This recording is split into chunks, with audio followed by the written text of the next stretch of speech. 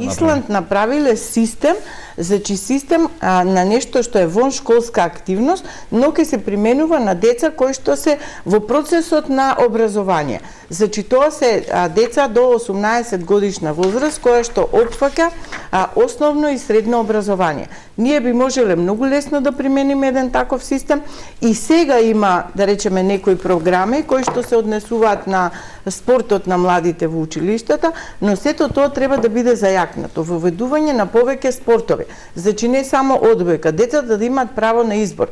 Дали ќе одберат одбојка, ракомет, кошарка, фудбал, еве сега преку Министерството за физичка култура, спортските сали. Значи тие спортски сали да бидат искористени од страна на младите, се со цел да се промовира спортот, а кога децата ќе бидат ангажирани или младите, да кажем, ќе бидат ангажирани она време кое што им преостанува за да седат повеќе на интернет или да имаат време да размислуваат како би го пополниле нивното време, самиот систем да им го пополни нивното слободно време. Кај нас недостасува тој мултисекторски пристап. Значи прво едно опсежно планирање, нели, како што е во Исланд, треба да се седне и да се планира, нели, да се детектира проблемот, да се детектира, не стихино да се решава. Кај нас све е стихино. Ние имаме многу национални стратегии, што кажа колешката, меѓутоа тие се само на хартија. Колку од тие стратегии нели навистина се применува така како што се.